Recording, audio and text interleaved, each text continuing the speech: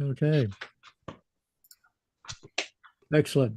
So, for those of you who will be watching this on YouTube, we are continuing our work on Canto 9, which is an extremely interesting canto with a lot of subtleties in it. And we're going to start off today by just starting to read in English. And as I understand Dee Dee's suggestion that we would just read it in English, probably until we get to Canto 90, but we might be stopped sooner to discuss some points. Okay. Okay. So that being said, let me, okay, back up here. Make sure I've got the, okay, Canto 9. That hue which cowardice brought out on me, beholding my conductor backward turn, sooner repressed within him his new color. He stopped attentive, like a man who listens, because the eye could not conduct him far through the black air and through the heavy fog. Still, it behoves us to win the fight, began he, else such offered us herself. Oh, how I long that some here arrive. When I perceived as soon as the beginning he covered up with what came afterwards, that they were words quite different from the first. But nonetheless, his saying gave me fear, because I carried out the broken phrase, perhaps to a worse meaning than he had. Next, please. Has anyone before ever descended to the sad hollow depths from that first circle, whose pain is all in having hope cut off? I put this question to him. He replied, "It is not usual for one of us to make the journey I am making now, but it happens I was down here once before, conjured by that heartless witch, a ritual who could recall the spirit to its body. Soon after I left my flesh in death, she sent me through these walls and down as far as the pit of Judas to bring a spirit out. And that place is the lowest and darkest and farthest from the spear that circles all. I know the road, and well, you can be sure. This swamp that breathes with prodigious stink lies in a circle round the doleful city that now we cannot enter without strife." Next. And more he said, but not in mind I have it, because mine eye had altogether drawn me towards the high tower with the red flaming summit, where in a moment I saw swift uprisen, the three infernal furies stained with blood, who had the limbs of women and their mien, and with the greenest hydras were begirt small serpents, and cerastes were their tresses, wherewith their horrid temples were entwined. And he who well the handmaids of the queen of everlasting lamentation knew, said unto me, "Behold the fierce Erinyes. This is Megara on the left-hand side, she who is weeping on the right Alecto. Tisiphone is between," and then was silent. Next, please. Each one, her breast was rending with her nails. They beat them with their palms and cried so loud that I for dread pressed close unto the poet. "Medusa come, so we to stone will change him," all shouted looking down. "In evil hour, avenged we not on Theseus his assault.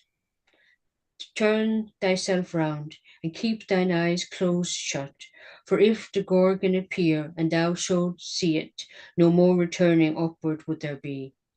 Thus said the master, And he turned me round himself, and trusted not unto my hands so far as not to blind me with his own.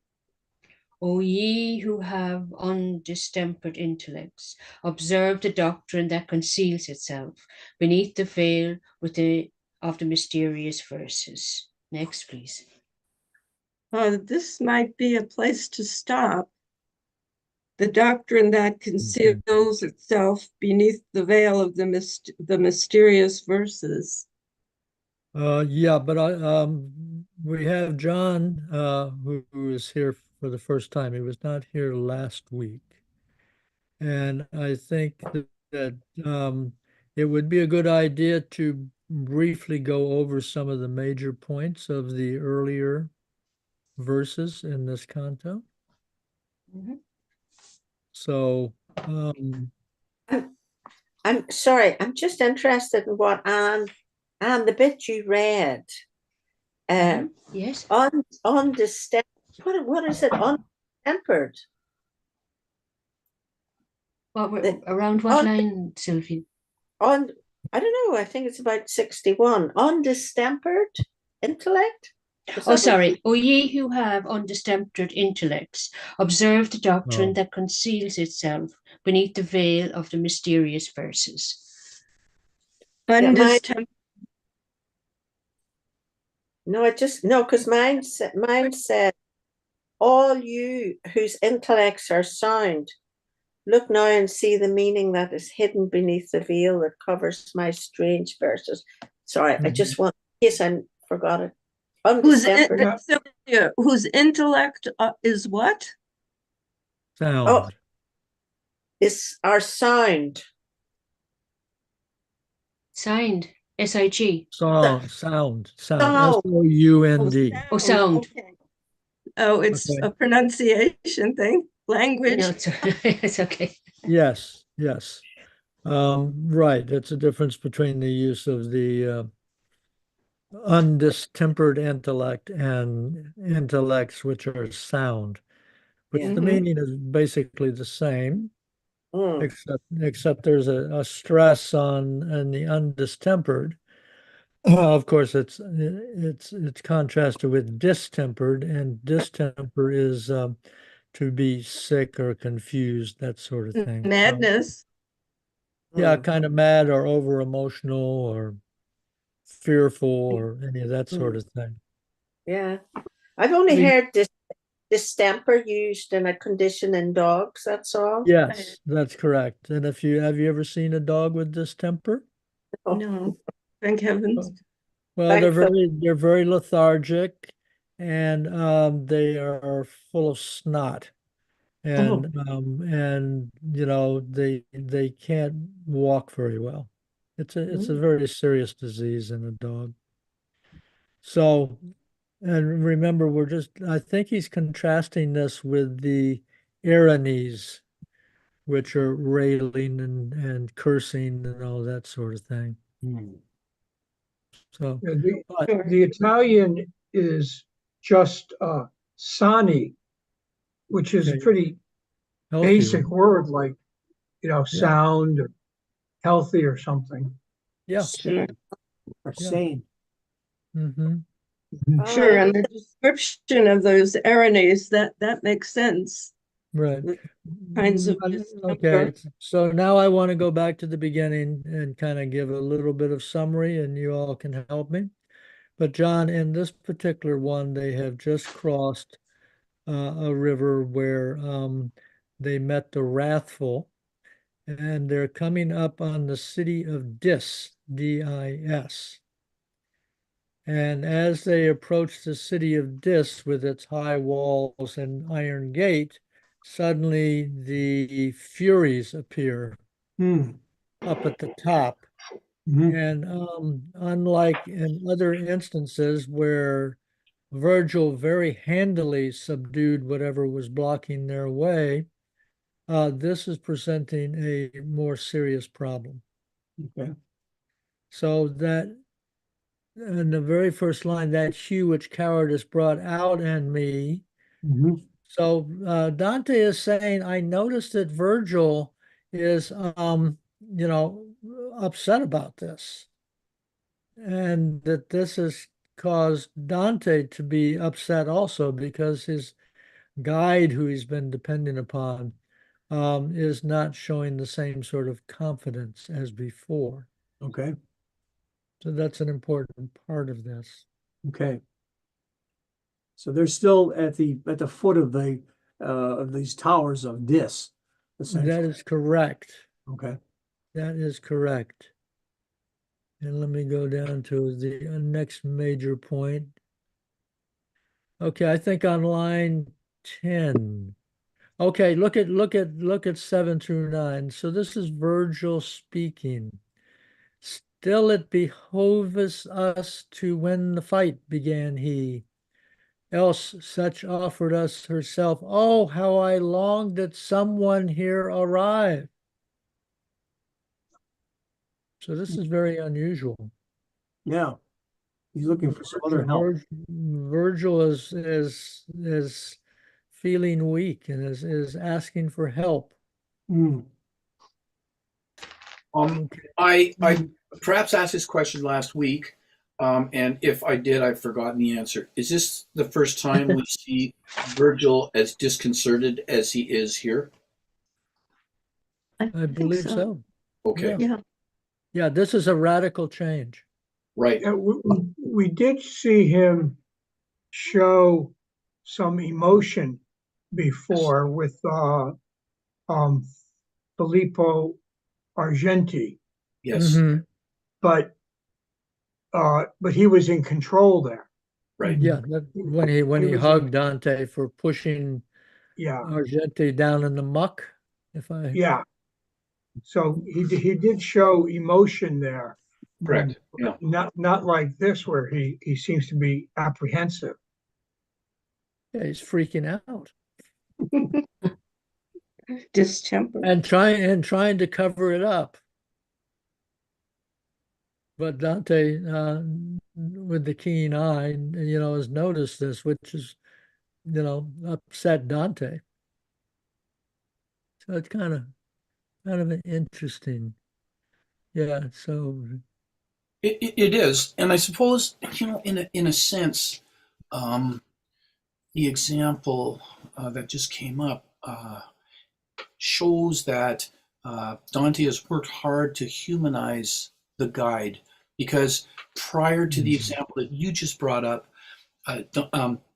Virgil has been irritated with Dante at times. You could see that he was unhappy with him and so forth. Yeah. And so this guy, our guide here, Virgil, is not somebody whose blood has been kind of drained from his veins. He is certainly capable of emotion, and I think as such, draws us into the story even more. Absolutely. yeah, yeah. So this is an important point. I'm reading Barolini. She kind of indicates there's going to be more of this, where Virgil Yeah. is more fleshed out as we go along. But yeah, this kind of begins to humanize Virgil, if I will, even though he's dead and he's a spirit.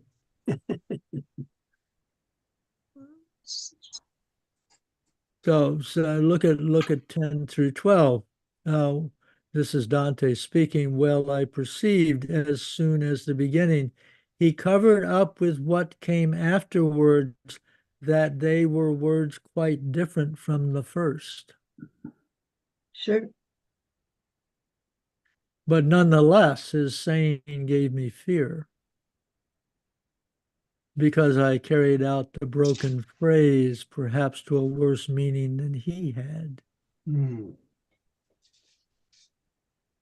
So this is actually quite marvelous. Mm-hmm. We're not only seeing more emotion in Virgil, but now we're seeing new emotions from Dante, new reactions from Dante.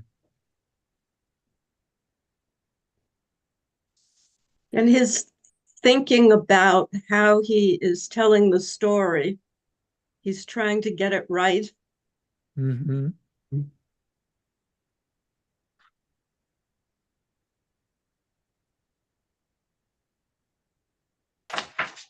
So look at, okay, so someone quickly give an idea of what is going on from line 16 through 18.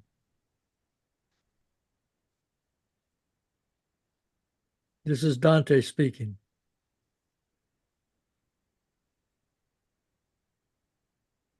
Yeah, he wants to know if this has ever been done before. Right.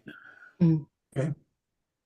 Yeah. Um, and he's generalizing it, but what he probably means is, do you know what you're doing? Yes, exactly. Exactly. He's being very diplomatic here. He's being very diplomatic. He's not saying, "Hey, Verge, have you done this before, man? I'm dependent upon you." See the time, having a chat,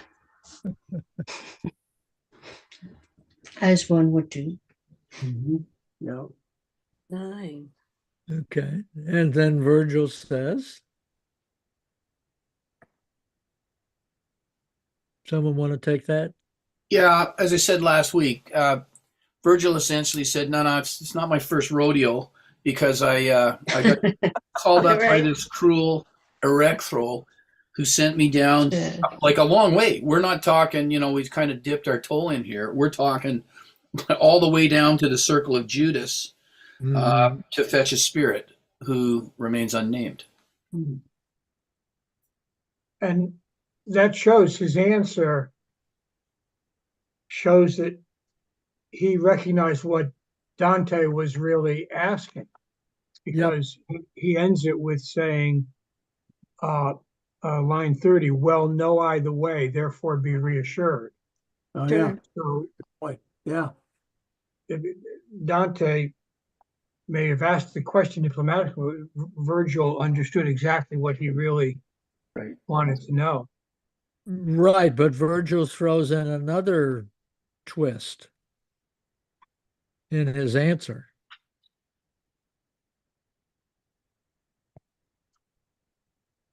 So, John the Younger, what's going on here is, whereas in this case, the good and beautiful and loving Beatrice has sent Virgil to guide Dante. Yeah. Virgil's saying that his other trip down here was an opposite character, the pitiless Eryxro, who summoned back the shades unto the bodies, naked of me, short while the flesh. So soon after Virgil died, he was grabbed by this evil spirit and commanded to go down and bring a spirit from the circle of Judas. And according to the note here, she's a witch that he found in Lucan's Pharsalia. There's no other reference that's been found to Erecthro, but he was talking about Lucan to bring a spirit from the circle of Judas. And that was why I thought it was Lucan, the spirit that was being saved, because he was going to commit suicide or did commit suicide because of, I can't remember, it was a political, let's see if I can find it. Yeah, he got on Nero's bad side,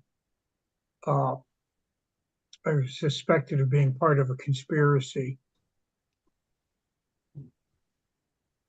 There were several prominent Romans who were a part of a conspiracy.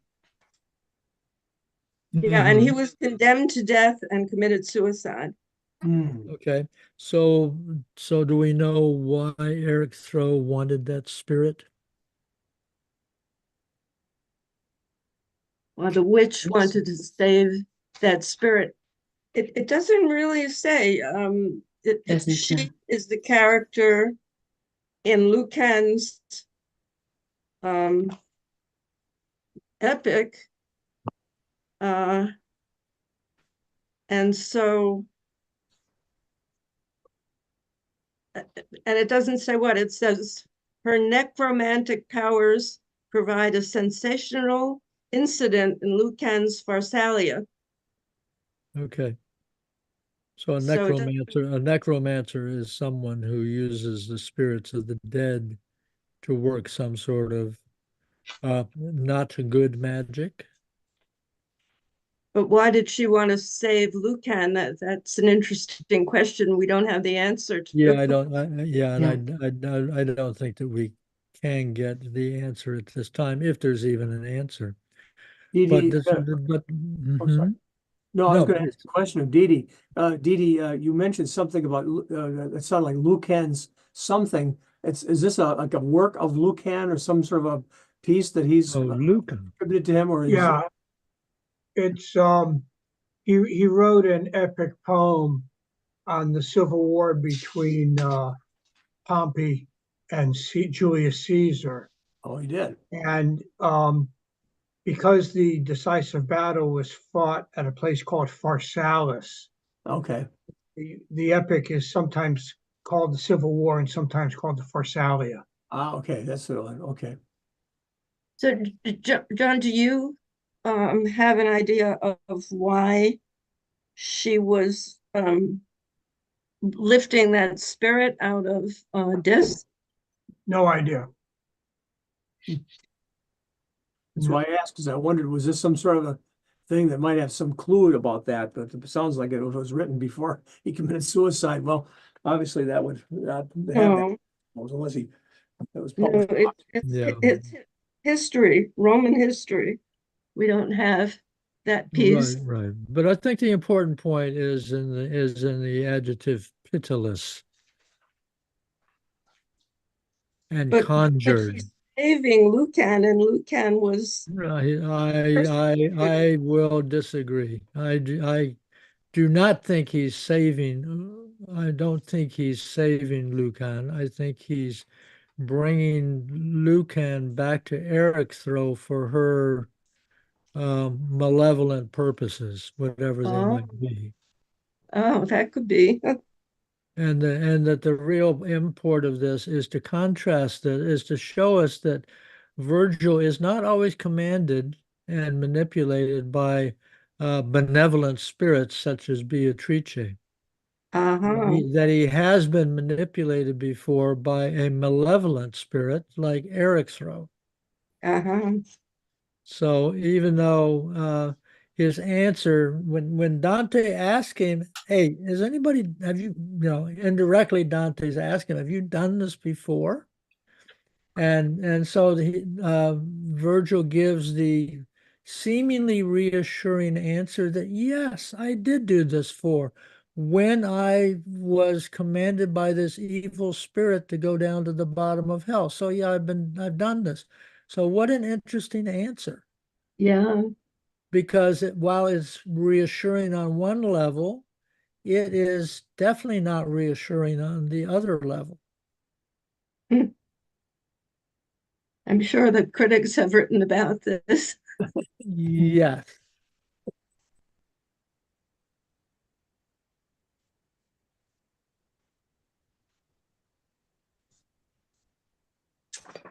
Okay, so I think that's a good point there. So see, naked of me, sure, when the flesh had been okay. So and then 25 through 27 basically said this happened soon at Virgil saying this happened soon after I died and was sent into limbo. That Ericsthro came and sent me on this. And then, then he's saying, "Don't worry, Dante, I've been here before. Not a problem." Always said, Yeah. because my eyes Well, no, either way. Therefore, be reassured. Yeah. And right after he's reassured, then they go and they look at the tower in the gate of Dis again. And we have this horrific scene happening with the infernal furies stained with blood.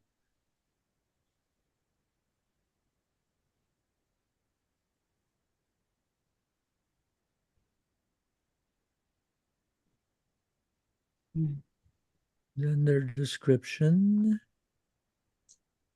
And then there's Medusa. So I'm up to line 52, John, the Mhm. younger. Mhm. So we had the And then Furies, she's and they're rah, rah, rah, rah, rah. Yeah. And then they're They calling threatened Medusa, Medusa. come, so we to stone will change him. So the Furies don't seem to be threatening Virgil and Dante. They are harming themselves. Well, No, they're acting mean. What? They're acting mean. They're cursing them and beating their chest and crying out loud. Look at lines 50 and 51. They beat them with their palms and cried so loud that I for dread pressed close unto the poet. the poet.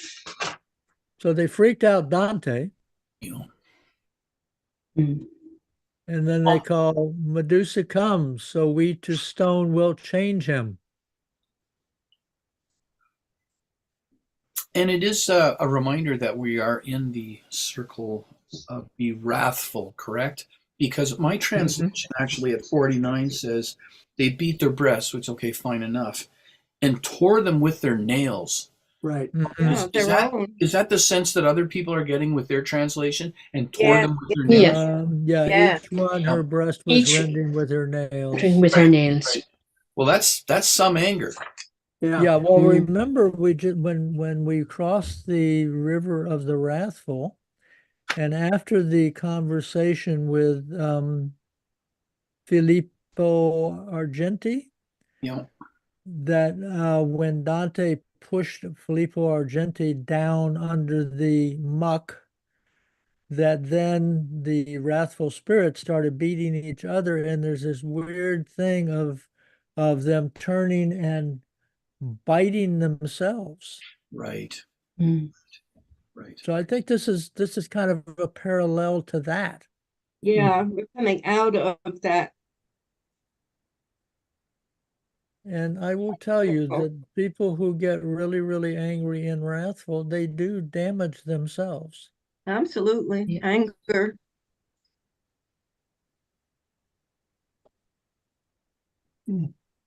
Okay, so we got the Medusa come. Mhm. Second deadliest sin, isn't it? Anger. Mhm. It Yeah. is one of the deadly sins, all right. So in this thing, I might understand that it's these Furies who are saying Medusa comes, so we to stone will change him. And I'm not quite sure of the evil hour avenged we not on Theseus his assault. But then Yeah, it sounds like then Virgil turns to Dante and says, turn thyself round and keep thine Mhm. eyes close shut. For if Mhm. the Gorgon appear and thou should see it, no more returning upward would there be. So that would be the end of them. They'd be frozen in stone if this Medusa Yeah. would. Yeah, and this is really interesting too, because this is the first time that Dante has, not Dante, but that Virgil has indicated that um, Dante can be stopped. Yeah, yeah, Mm. So this introduces another very dramatic feature into here.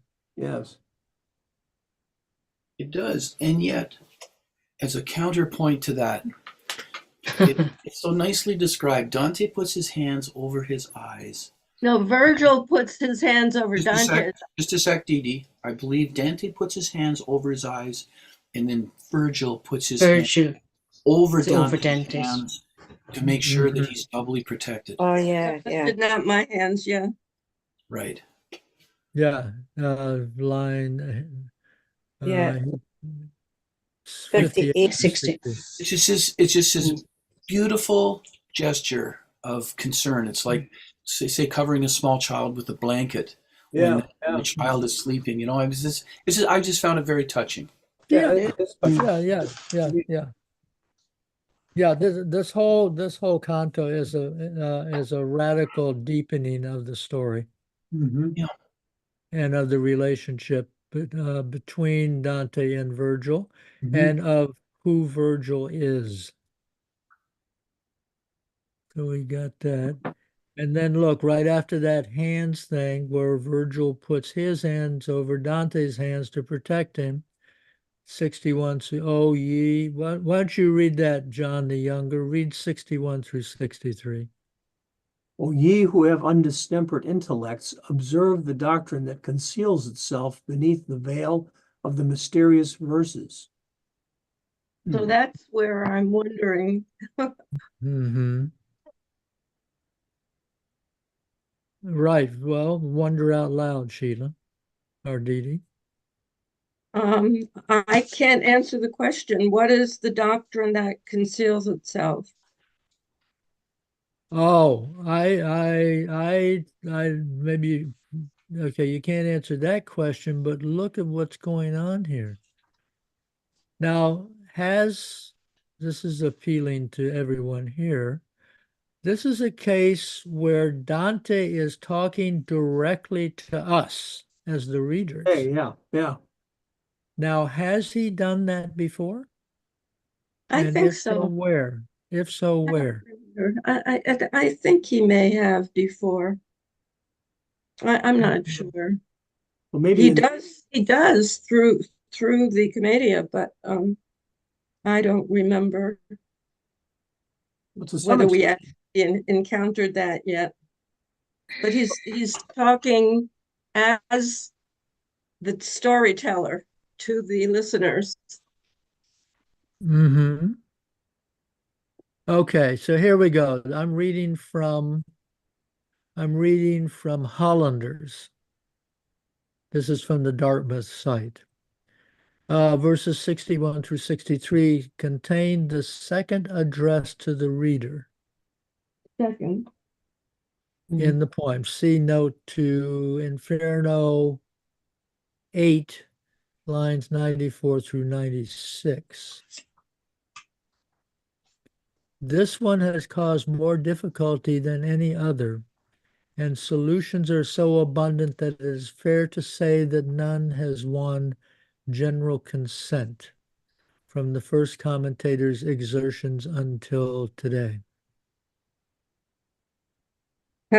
So we don't know the answer. Well, we may know the answer, but there's a dispute about the answer. And I want to look up the first occurrence. I have it. It Okay, is good. reader. So there you are, right away. It's at 94, Canto 8, 94, like you said. So right away he's addressing the reader. Reader, do but conceive of my dismay hearing these dreadful words. It seemed quite plain I never more should see the light of day.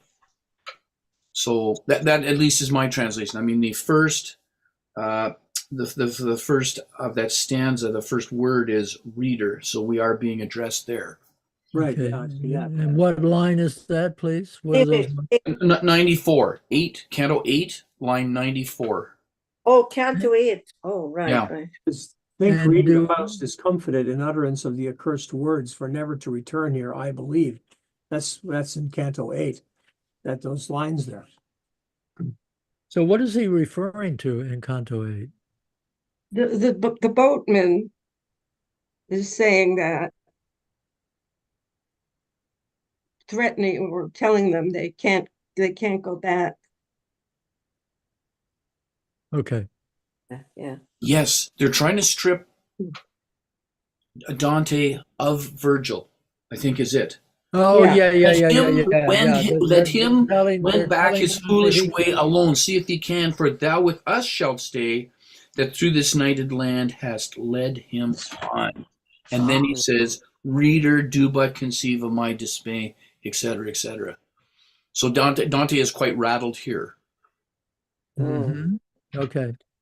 And he says, I thought I'd never see our world again Right. at 96. Yes. Mm-hmm. In mine. And also take a look at lines 100, and this is Canto 8, lines 100 to 102. This is Dante's reaction. Do not desert me, said I, Dante. thus undone. And if the going further be denied us, let us retrace our steps together swiftly. And I remember talking about this because I was telling the Yes. story of when the Spanish border guards tried to strip me of my Dutch friends, and they wanted me to go back to France and my friends to go into Spain without me. That's right. Okay, great. Oh,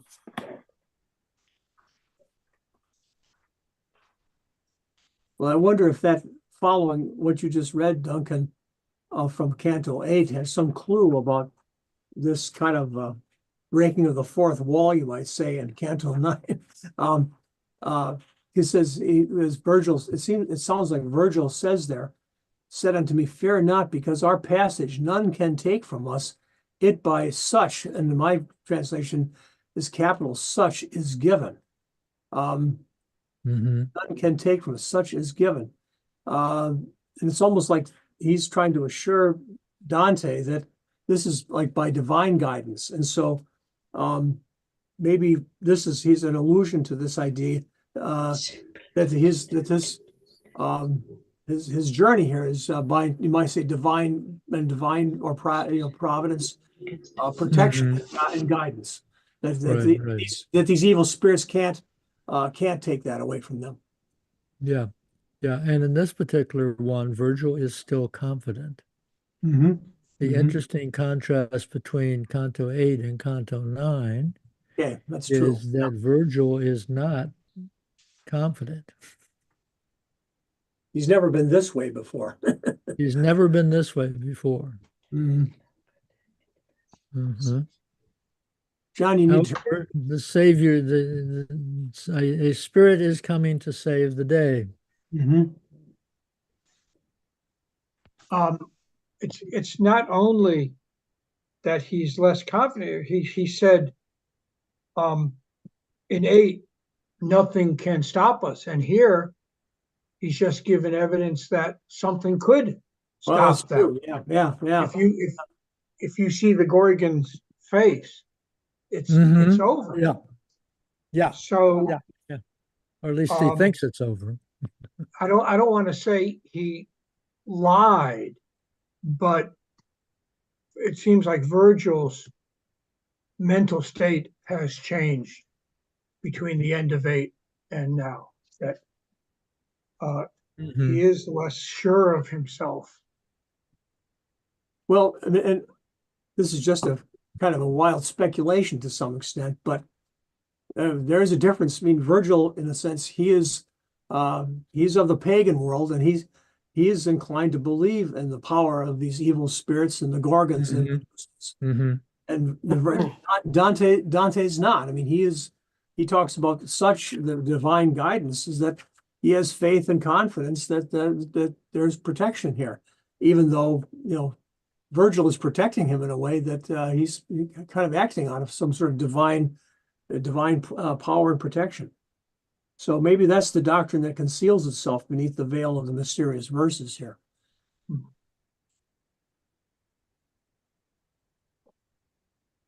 I would propose actually that one of the reasons why the Spirit will come to help them is because Virgil is, at least to himself, being so naked about his fear and doubts. That if Virgil was only confident, that perhaps this saving Spirit would not come.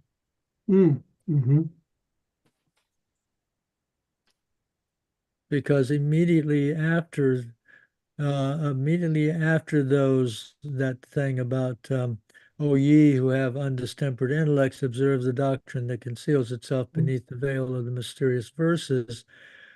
And now there came across the turbid waves the clangor of a sound with terror fraught, because of which both of the margins trembled. And goes on. What does somebody else read? Just before we do, I just want to pick up on Dee Dee's question about What doctrine? So, am I to gather from what you've read from your notes that if we could answer the question of what doctrine, we could become quite famous? Because it has No, been answered so far. I think what John said makes sense, that Virgil didn't have the confidence of God. Okay. He had these very dangerous pagan gods. So I think that's probably a very good idea, good way to think about it. Hmm. Okay. Okay. I will go back to Hollander and say, though, that apparently the scholars have been arguing about this one for 600 plus years. Well, maybe John figured it out. Thank you, Dee Dee. Yeah. All right. Go be famous. We'll broadcast the news. Yes, Singleton, although he has 600 pages of commentary on Inferno, says nothing about the doctrine. Nothing at all. We'll have to get him to understand.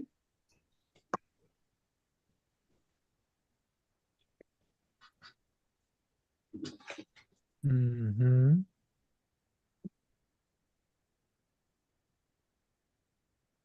All right. So, John the Younger, why don't you read from, starting at 64 until. All right, I will. And now there came across the turbid waves the clangor of a sound with terror fraught, because of which both of the margins trembled. Not otherwise it was than of a wind, impetuous on account of adverse heats, that smites the forest, and without restraint, the branches rends, beats down, and bears away. Right onward, laden with dust, it goes superb, and puts to flight the wild beasts and the shepherds. Mine eyes he loosed and said, direct the nerve of vision now along that ancient foam there yonder where that smoke is most intense. So I'll defer to the next reader then. Okay. Next reader would be whom? And Anne? oh, Dave. Oh, sorry, I've confused my Johns. My apologies here. Okay. I believe we're at 73, correct? Yes, you are correct. Mm-hmm. He loosed my eyes. Now look, said he, see there yonder, beyond the foam of the ancient lake, where the harsh marsh mist hangs thickest upon the air.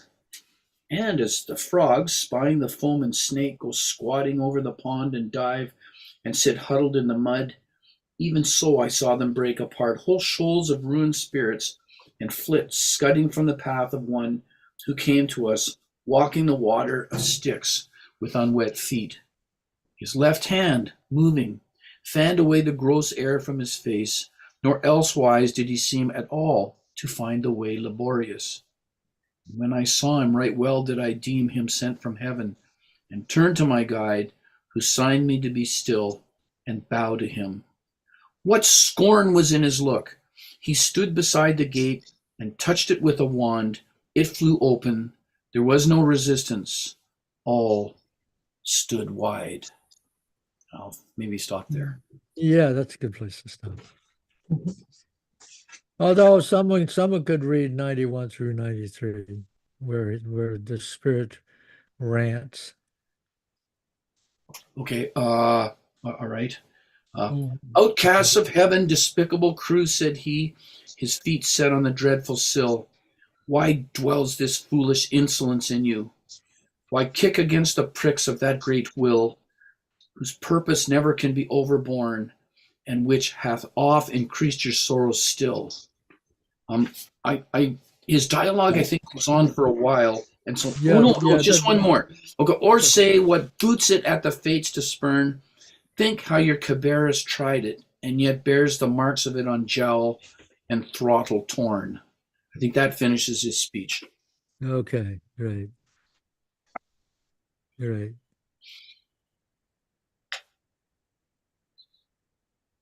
So I'll ask the questions. Have we had a heavenly intervention besides Beatrice before now? Well, this, according to Sayers, this is an angel sent by God. Mm. And Right. she said Mhm. the angel uses two forms of speech, one Christian, that great will, and the other Mhm. classical, the fates, to denote the divine power. Mm-hmm. Right. So have we had anything like this happen before in the earlier cantos besides Beatrice?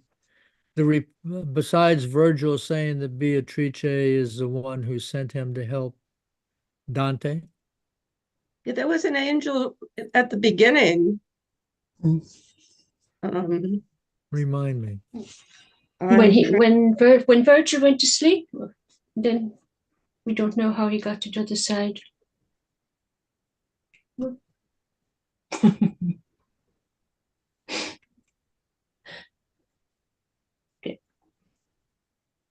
Okay, well, I'll state what I'm thinking. I'm thinking this is the Okay. first time that there has clearly been an outside force that has intervened. So kind of the thing is, we have Virgil, and he's going along very confidently. He's subdued Cerebrus, and he's talked to the boatmen, and he's overcome all these obstacles. We come Yeah. across to the city of Dis, and he's stumped, and he doesn't know what to do. But he kind of asks for help. He kind of admits that he's stumped, and he asks for help. And then this outside force, Saint Michael or whoever, comes across the body of water, just like Jesus did, walks across and, sets everything straight and breaks open the doors of Dis. And I think this is the first time that this sort of thing has happened.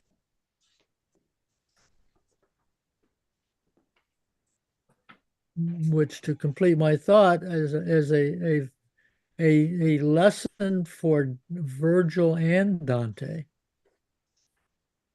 Ask and thou shalt receive. Yeah.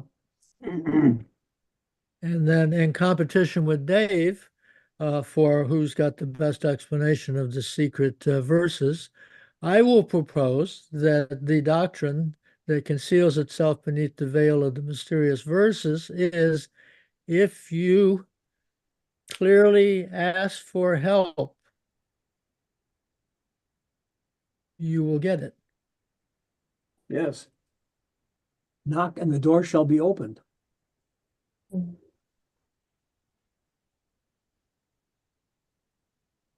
I don't know, this is maybe a point.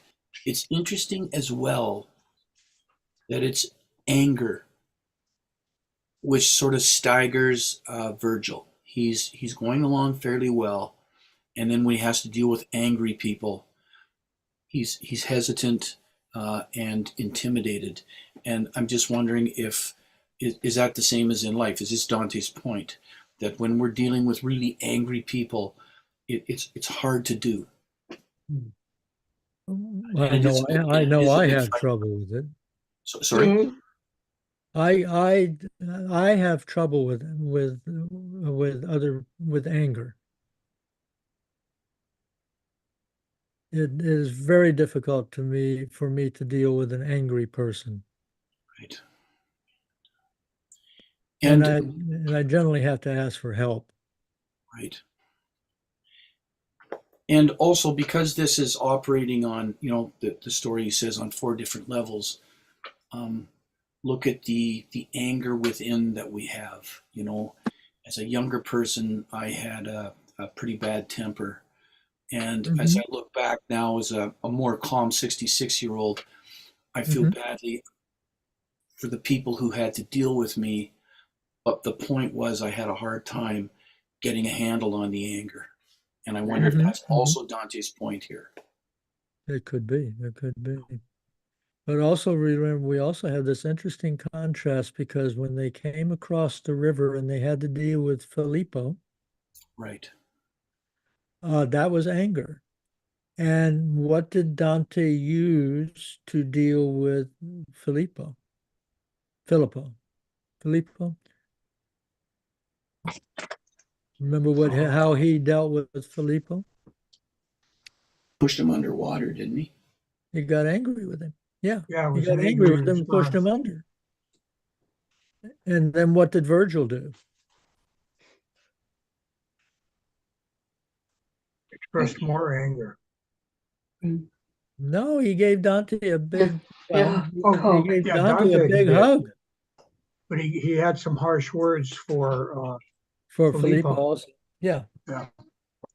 It seems to me that there are like maybe three kinds of anger here, because you remember there were the angry people, and then Virgil said to Dante, and these who are submerged basically carry the anger around with them all the time. Mm-hmm. So there seem to be people whose anger flared up. Then there are people who are always angry, like you get on social media these days. Mm-hmm. But Mm-hmm. then there's also righteous indignation, Mm-hmm. Mm-hmm. which Dante and Virgil show in 8, and the angel shows here. Mm-hmm. Mm-hmm. Right? Mm-hmm. The angel could come Yeah. down and say, "Look, guys, this isn't going to do you any good, so let's just stop." But the angel is scornful, insulting, like, really acts like he's angry. Well, he is angry. They are interfering with the edict of heaven.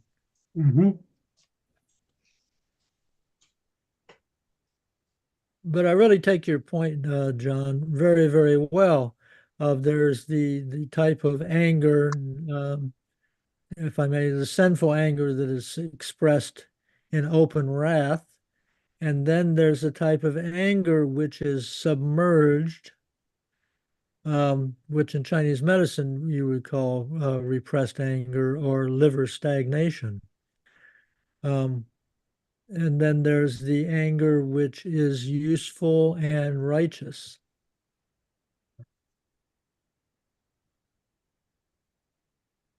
Yes, Is it, that's a good point. We don't talk about that much, but I mean, think of Christ dealing with the money lenders at the temple. Mm-hmm. Righteous anger. Yes, absolutely, John. Yeah. Righteous anger. Yeah. And go back to Canto, was it Canto 5 with the lovers, Paolo and Francesca? And there we have an example of sexuality or lust, which is not, which overthrows reason. And I think we talked about the fact that it's not actually the sexuality of it that is a sin. It is allowing the sexuality to overthrow proportion and reason. That is the sin. well, that's what the sins do. They overthrow reason at every level. I would propose that they become sins when they overthrow reason. Mhm. But as long as they don't overthrow reason, they're not really sins. They're dangers. They're dangers or influences. They are perhaps lessons to be learned, sorts of things. Well, and I think saying basically, I think the same thing as I recall with Paolo and Francesca. They're they've rationalized their own sins, and they justified and gave rationalizations, but they used their reason in a way to justify, to say, well, poor us, this we're being punished. This is unjust because it wasn't our fault. We're here. We were taken in by these lustful books that we were reading together, something like that. Yeah, I think you're right. Yeah. You're right. So where are we? Are we in? Sorry. Okay, we're in Canto 9. No. Sorry, I'm just looking at. Sorry, I'm just coming in here with. No, are we? Are we on the border? Are we in the border between upper hell and lower hell? Is that where we are? They haven't I entered think this. Between upper and lower. Yeah. Yeah. Okay. Sorry, I've just got two diagrams and I was looking at them. Mhm. I've just floated off. Yeah, we haven't. We get to the city wall in the next canto. Well, we just had the spirit blow open the city gates. All right. Yeah. The spirit was it? Let's see, receive one sent from heaven. Master turn, sign, stand quiet, bow. How disdainful he appeared. He reached the gate, and with a little rod, notice the little, he opened it, for there was no resistance. Mm. And then he says, the spirit says, "Oh, banished out of heaven, people despised." And thus he began upon the horrid threshold. Whence is this arrogance within you crouched? We are in the sixth circle, circle number 6. Six, sir. Yeah. Oh, my apologies, Decio. I forgot to remind you that the time had changed. Time. We have daylight savings time here in the United States anyhow. We moved everything ahead an hour. Yeah, so now from Rio, there's only 2 hours difference instead of 3 hours difference. Okay. So I apologize for that. I remembered to tell the people in Ireland, but I forgot to remind you. So did I lose many things? An hour. He lost an Yeah, hour. yes. No, I don't know. Yeah, you didn't lose an hour, but we've already Almost an hour. we've been meeting for an hour on this, and we're basically going back over Canto 9 because John the Younger has joined us. And frankly speaking, I'm glad we're going over this because there's a lot here. Okay. And Decio, we're just up to where I think we left off last week. So Mhm. you haven't really Canto missed. 9. Canto 9. Canto 9, line 91. Okay. Yeah. And that's more or less where we finished last week. Mhm. Okay. There's some. Oh, can I just add and mention or ask a question? I guess there's some sense I get that because of these events now, which we've just read here, is that this city of Dis is something that Dante and Virgil have to pass through. This is part of this kind of that destined, fate-driven journey that they have to make, and they have to go through this to get to their destination, whatever that is, which is also divinely ordained, seems to be. Yeah. Mm-hmm. And I think in line 89, when he said he reached the gate and with a little, I stress the word little rod, he opened it. There was no resistance.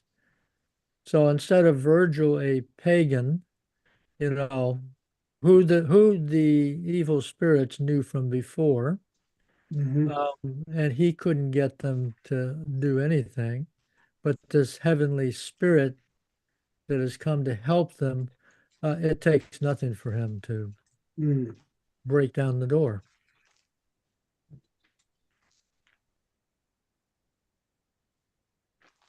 As they say, they brought in the big dogs. Indeed, they did. There's some interesting imagery also accompanying this. After the sense of the forest getting kind of blown around, then it's like a snake. It's going among the frogs, and you've got the frogs jumping into the water, and If you've ever gone by a pond and seen the frogs jump when you get close, you know the image. But what interests me is either the divine messenger, as you and the commentators all believe, or JC, as I seem to think it is, becomes the snake. Interesting. Yeah, it's kind of an interesting appropriation of imagery, which is usually associated with, to use Star Wars terms, with the dark side. Metaphorically, Yeah. metaphorically. Yeah. Well, there's a sense too of that. I guess to me, it's actually a biblical. Well, there's a couple levels of like a biblical sense too of like the 9 curses sent by God against Egypt, and it also reminds me a little bit of the fury and so forth that is accompanying of in the book of it was at the I think of the book of Kings where Elijah goes into the desert for 40 days and he encounters God, and he's sees there's the winds come, there's an earthquake, and there's just the shattering mountains and everything, and then everything is quiet, and all he hears is a whisper. Why have you come? And that's what it reminds me of, anyway. It's powerful divine fury that precedes the presence of God.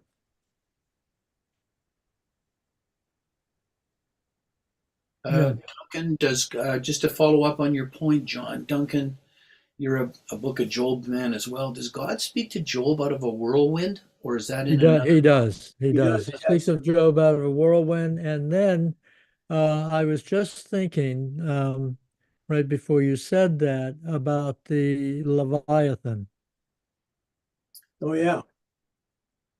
which would play, and Job plays the part of the serpent, Yeah.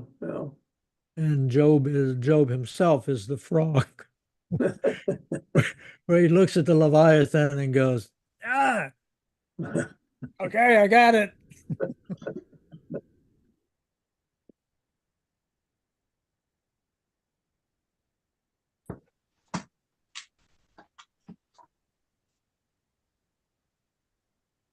It's ironical that we're talking about snakes because we're coming up to St. Patrick's Day here.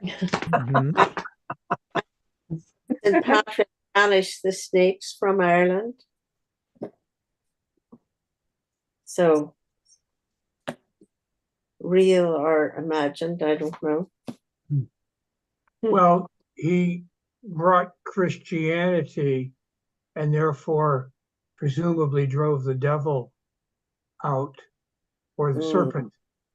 Yeah, there you So go. Yeah. And it the might have Virgin, it might have started on the allegorical level. Yeah. what? No, I'm thinking of the Virgin and the serpent. The Virgin crushing. Crushing the snake's Crushing head the under Yeah. foot. Yeah. That's in a lot of the, religious icon. And what's your allegorical thing, John? By bringing Christianity, he drove the serpent out of serpent with a capital S out of Ireland. Yeah, I think actually the serpents in that case were the quote from the Christian point of view, the false Druidic religions.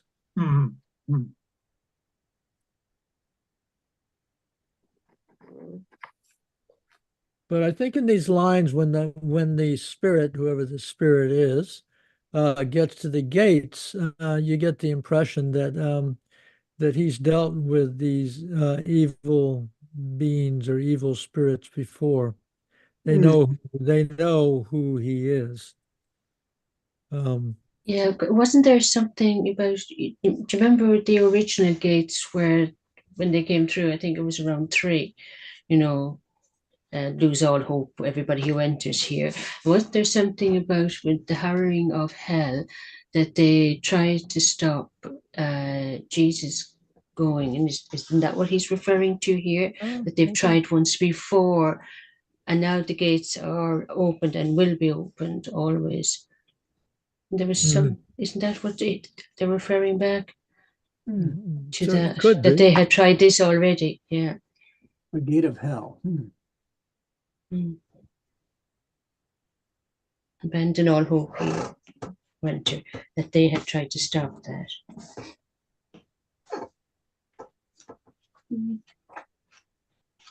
Yeah, at the end of 8, Virgil tells Dante that line 124, this arrogance of theirs is nothing new, for once they used it at less secret gates, which finds itself without a fastening still. And then he goes on to tell them that's the one that had the abandon all hope sign over. That's what I was told. I knew I'd read it somewhere. That was it. Okay.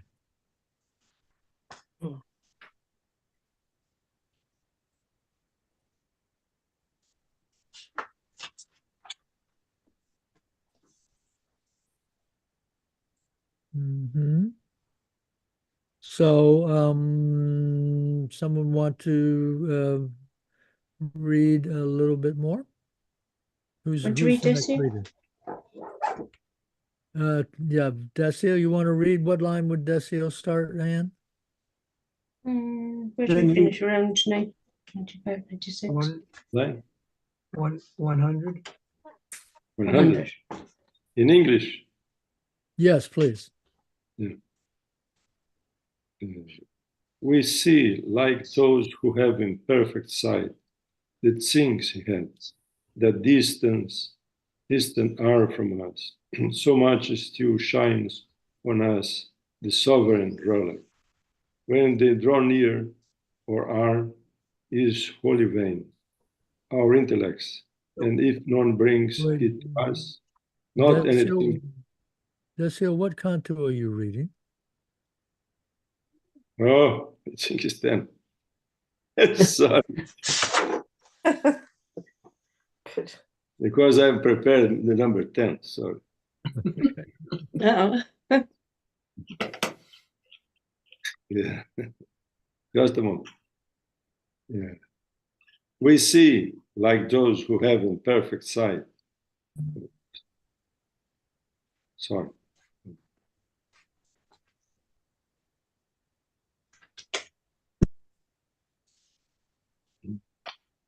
So we want 9 and maybe start on line 100. Then he returned along the miry road. Is this? That's it. That's it. And spake no word to us, but had the look of one whom other care constrains and goads. Then that of him who in his presence is, and we our feet directed towards the city after those holy hordes of all confidence.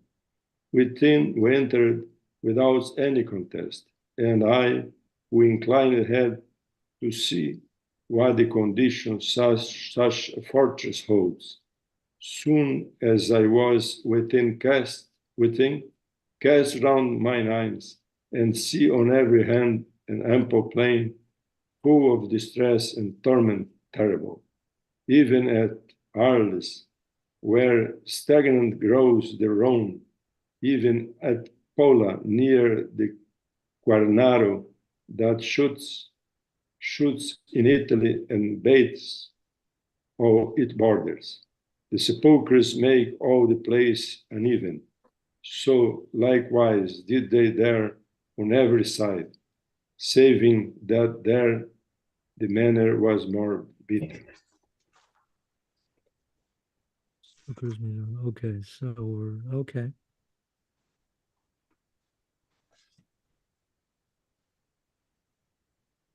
I would suggest that we go ahead and read to the very end and then come back to the part where they enter the gate. Start discussing within. I don't think I read. Okay, do it, Didi. Okay. For flames between the sepulchres were scattered, by which they so intensely heated were that iron more so asks not any art. All of their coverings uplifted were, and from them issued forth such dire laments, sooth seemed they of the wretched and tormented.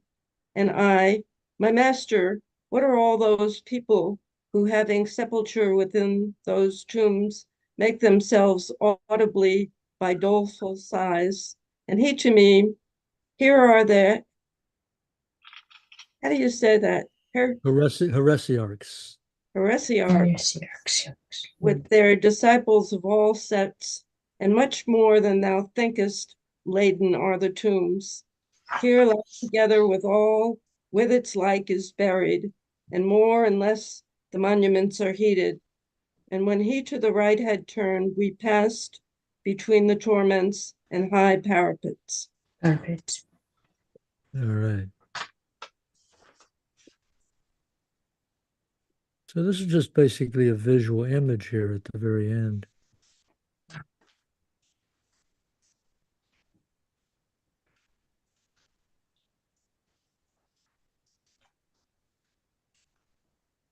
Although I would like to point out, I think it's very interesting the way that the the helpful spirit leaves them.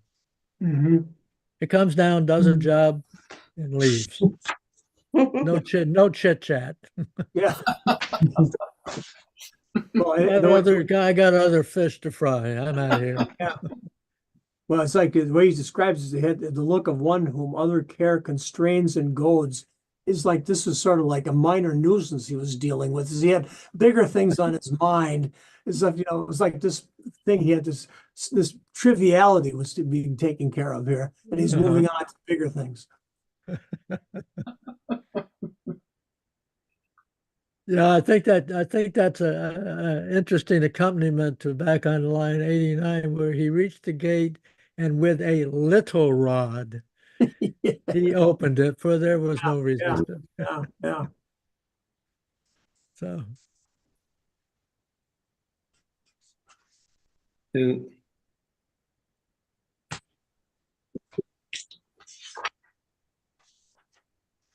And they look around and they see like a great field compared to Arles in France, with the river Rodano. And then with Pola, close to Carnaro in Italy, in the border with other countries. But Pola, where Joyce lived when he left Ireland, he went to Trieste, but he didn't find a job there. So he went so you went up to Pola. Poland, and that's the Yes, same Poland. yes, He went that's to right. Poland. Okay. Yeah, to give lessons, English lessons. Yeah. That's right. Interesting coincidence. Interesting.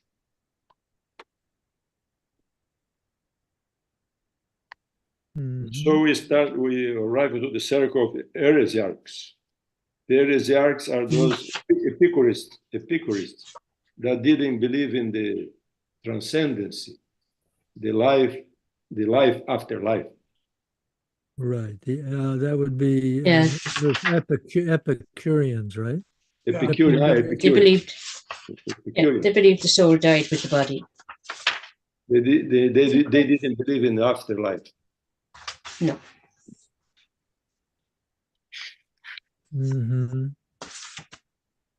So I'm going to mention something. I don't quite understand it yet. I'm directly stealing this from Barolini. But if you look at line 32, it says, and when he to the right had turned. And she says this is very unique, that for some reason up to this point they have always gone to the left. That's right. Where you? Oh, one. We're going around. Their trail was around the whatever we called it, and now they're going into the city. They're entering the gate. And in Musa it says, why Dante and Virgil, who have been circling always to the left, suddenly move off to the right remains a mystery. This will happen one more time in the Inferno in 17, line 31.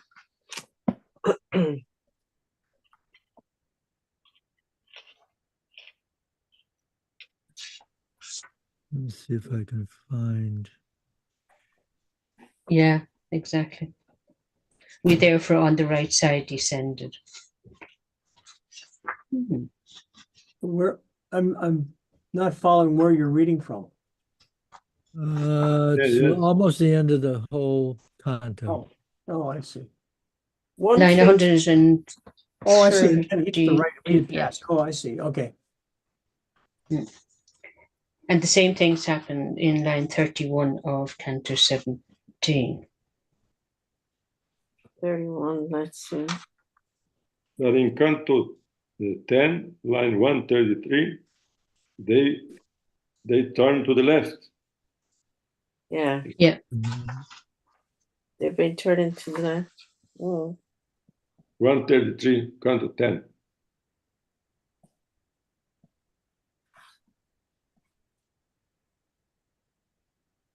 Mm. I'm trying to I wonder. find. They take different ways.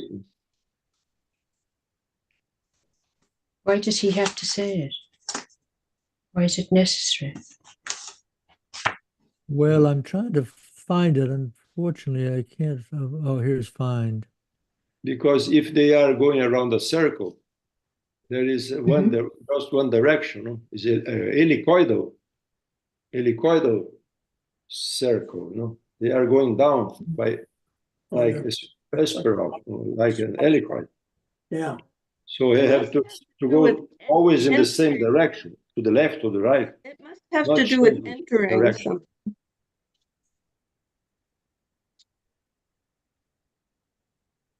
Well, yeah.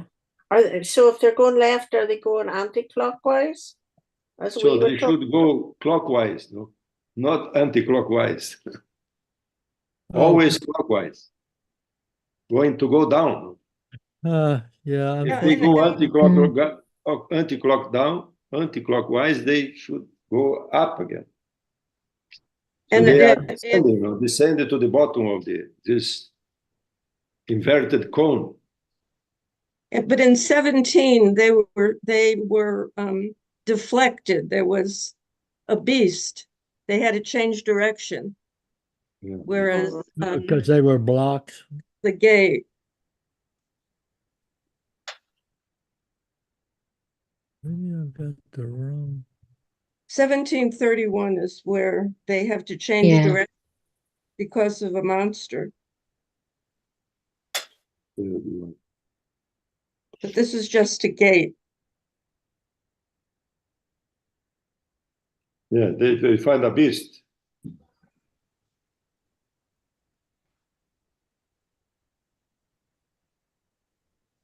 Well, unfortunately, I cannot find Berolini's comment on that. Yeah.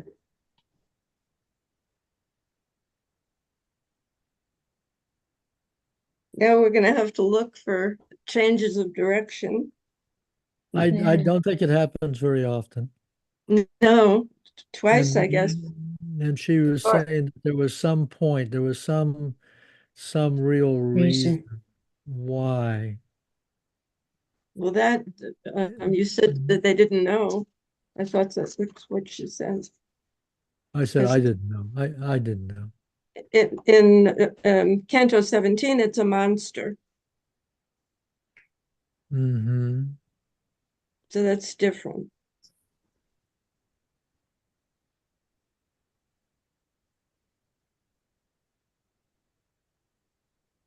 Okay. Well, anyway, I'll try to look for her thing on that. Yeah. Try to remember to do Okay. that. But I mean, basically this last part where we've been reading, this is pure description. Yeah, just there. The gates are blown open. their opponents are subdued, and they enter, and they see this graveyard type place. And Virgil mentions that these are the heresiarchs.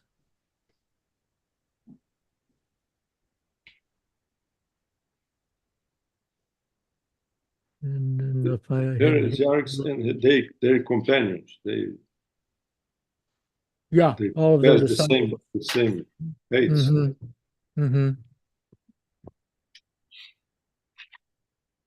Decio, I just wanted to come back to a point you made because you got me thinking. In terms of the sort of architectural layout of the Inferno, to get from level to level, I don't think it's sort of a gradual. I'll stand so you can see. I don't think it's a sort of a gradual circle where you're going down. I think there are sort of like cliffs that you have to go off, at least in some cases. So, for instance, in Canto 12, I just found 28, and so down we clambered by the steep crevice because they're kind of at the lip of a precipice, and they look down, and then they find a crevice to go down. So, if that's the case, they could go left or right. If it's a fairly flat surface, but what gets you down to the next level would be like a staircase or a crevice. Maybe a staircase. No? They need a staircase in this case. Yeah, and so I think I don't say that's the case for all levels, but I think at least among some levels there is this steep precipice, and then you could go left or right. Just get to the stairs. Yeah. Yeah, maybe. Yeah. No, it was a good point. It got me thinking. So I appreciate it. Let's see.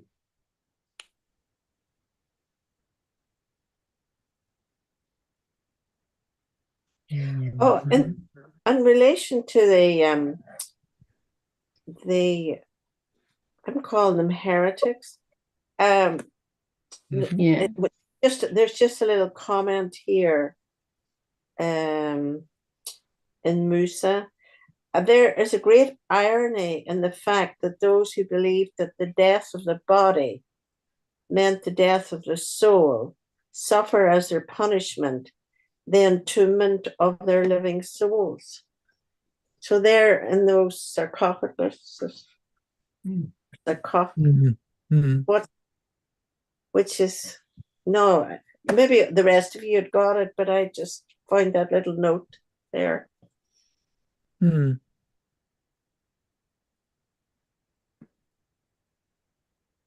I understand what you mean, because of course you would think that that people who did not believe in the soul would be on these almost like everything is permitted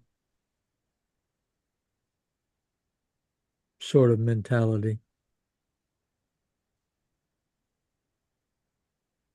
Yeah, it's like a cone.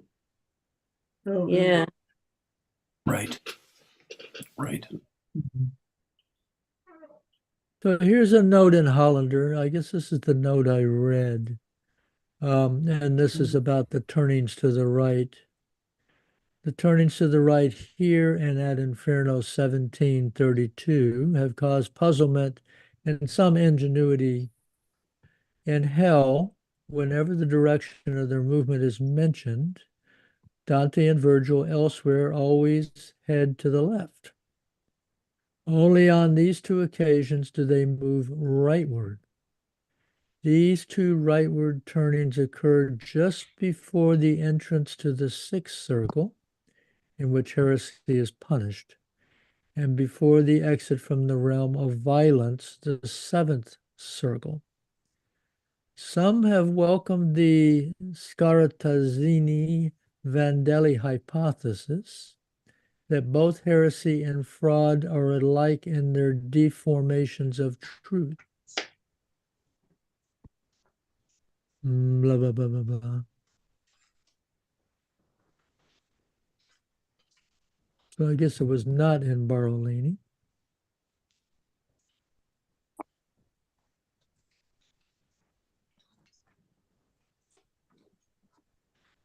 Okay, then it just says this is another instance in which the commentary tradition has not resolved Dante's plan, if indeed there was one.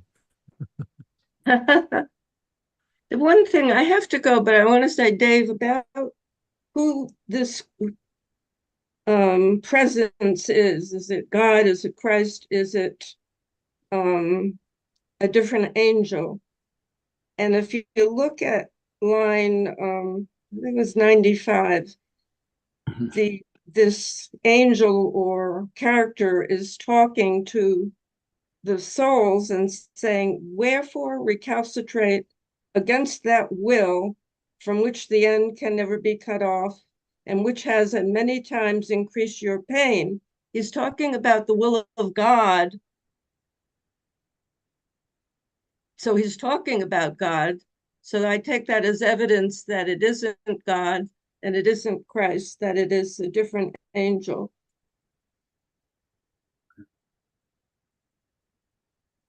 And I have to go. And yeah. I'm sorry, but I really have to leave. Yeah, okay. Thank you very much, Dee Dee. Having harangued poor Dave. No, it's good. I think It's all good. It's all good. Yeah, it's time for me to leave too, I think, because I've exceeded the limit of my endurance here today. So Oh, have we tempted you too much here? no, it was fine. I've been comfortable, but I can say I've reached the limits of it, I think. So Yeah, okay. it's been very good though. It's been very good. It's worth hanging in here for. So I appreciate this. But Good to have you back. Yeah, thank you very much, Dave. Yeah, absolutely. It's great to see you. Same all around, and we'll see you next week then, I hope. So Hopefully so. Thank you. Excellent. Uh, Mind yourself. I'm just going to go as well. Okay. Well, this is a sign you're all going. So I think I'm we're gonna- dying by attrition here. that's right. I'm gonna press the big red button and we'll all until next week. Okay, See thank you you. next Hey, week. thank you, everybody. Bye And bye. Duncan, tomorrow is 1 hour ahead also. Yes. So Yes. by night, my In your case, it will be you usually join the Finnegan's Wake at 10 o'clock. 10 o'clock. I think 9 o'clock. It 9 would o'clock. be good, yeah, it would be good to confirm it, but I think Okay, that's well, conform with my. Desio, I'm an hour earlier too, because we Yeah. don't change our clocks where I live. So I have to start an hour earlier as well. Okay.